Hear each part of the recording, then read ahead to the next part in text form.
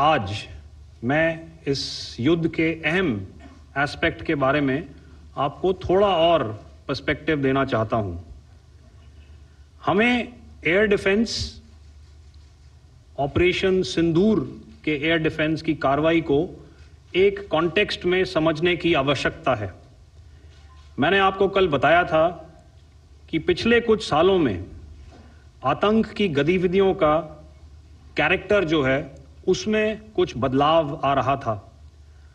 अब हमारी मिलिट्री के साथ साथ मासूम सिविलियंस जो कि अपना बचाव करने में विफल थे, उन पर भी हमले हो रहे थे।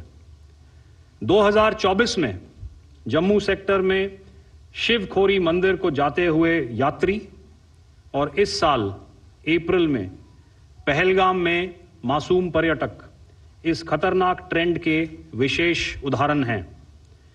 पहलगाम तक पाप का यह घड़ा भर चुका था। उसके बाद जो हुआ उसके बारे में हम कल विस्तार में बातचीत कर चुके हैं।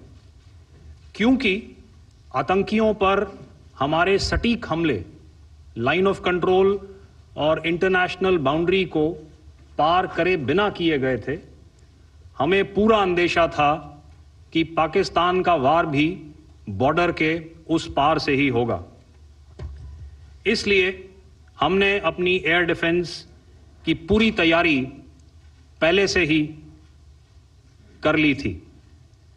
हमारी इन्वेंट्री में शामिल काउंटर मैन्ड एरियल सिस्टम्स,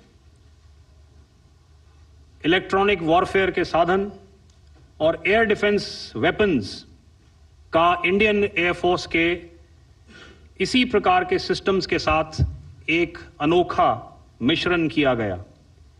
इसलिए आपने देखा कि जब जब पाकिस्तान एयरफोर्स ने हमारे एयरफील्ड्स और लॉजिस्टिक इंस्टॉलेशंस में 9 और 10 मई की रात को लगातार हमले किए, वो इस मजबूत एयर डिफेंस ग्रिड के सामने विफल हो गए। आपके सामने इस ग्रिड को एक तरीके से दर्शाया गया है। आप देख रहे हैं कि इंटरनेशनल बाउंड्री से कितनी layers, radars, counter unmanned aerial systems, उसके पीछे शोल्डर फायर्ड वेपन्स, हमारे विंटेज एयर डिफेंस वेपन्स जो कि काफ़ी सालों से हमारी सेना में हैं।